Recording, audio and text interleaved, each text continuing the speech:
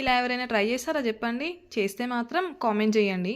చాలా టేస్టీగా ఉంటుంది. తింటూ ఉంటే తినాలనిపిస్తుంది. Carrot and egg rice. Carrot ఇలా మంచిగా తురుముకోవాలి చిన్నగా. చాలా పెద్దగా ఉంటే ఈజీగా తెలిసిపోతుంది మనకి క్యారెట్ అందులో వేసామని. ఆనియన్ అండ్ క్యారెట్ ఇలా మంచిగా ఫ్రై అయిన తర్వాత మనం 2 ఎగ్స్ అయినా 3 ఎగ్స్ అయినా మనకి ఎన్ని కావాలనుకుంటే అన్ని యాడ్ చేసుకోవచ్చు. ఫస్ట్ ఆఫ్ ఆల్ అయితే క్యారెట్ అండ్ ఆనియన్ మంచిగా ఫ్రై అవ్వాలి. గోల్డెన్ బ్రౌన్ వచ్చేంత వరకు ఫ్రై చేసుకొని ఆ తర్వాత కొంచెం కరివేపాకు, పసుపు, కారం అండ్ అల్లం వెల్లిగడ్డ పేస్ట్ వేసి కలుపుకోవాలి. అలా కొంచెం స్మెల్ పోయేంత వరకు ఫ్రై అయిన తర్వాత మనం 2 ఎగ్స్ యాడ్ చేసుకోవాలి. ఈ రెసిపీ మనం మార్నింగ్ లంచ్ బాక్స్లోకి పెట్టేసేస్తే పిల్లలు అయితే ఫుల్ బాక్స్ కంప్లీట్ తీసుకొని వచ్చేసేస్తారు. మనకి ఏం కావాలి చెప్పండి? పిల్లలు లంచ్ కరెక్ట్గా చేయాలి. ఇప్పుడు మళ్ళీ హాఫ్ డే స్కూల్స్ వాళ్ళకి మార్నింగే స్నాక్స్ బ్రేక్ ఉండకుండా డైరెక్ట్ లంచ్ టైం ఇచ్చేసిరు అనుకోండి. లంచ్ టైం అంటే 12 తర్వాతనే ఉంటుంది.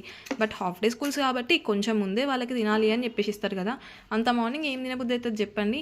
అలాగని ఇలా ఏదైనా డిఫరెంట్ రెసిపీస్ చేసి పెట్టామనుకోండి, వాళ్ళకు కూడా చూడగానే అబ్బా తినేసేయాలి అని అనిపిస్తుంది. అలా అని నేను ఇలా ట్రై చేశాను. చాలా బాగుంది. మనమైతే ఫస్టే రెడీ చేసి పెట్టుకుంటాం కదా రైస్. జస్ట్ మనం ఇది కర్రీలాగా ప్రిపేర్ చేసుకొని, curry means carrot and egg, ఆ కర్రీ ప్రిపేర్ చేసుకొని రైస్ అందులో యాడ్ చేసుకొని ఫైనల్గా ధనియా పౌడర్ యాడ్ చేసుకోవడమే. ఇలా చేసి పెట్టండి పిల్లలు. అసలు క్యారెట్ ఇందులో ఉందా అని వెతకడానికి కూడా వాళ్ళకి టైం సరిపోదు. వీడియో నచ్చితే ఒక్క లైక్ ఇవ్వండి, అలాగే సబ్స్క్రైబ్ చేసుకోండి. Thank you for watching.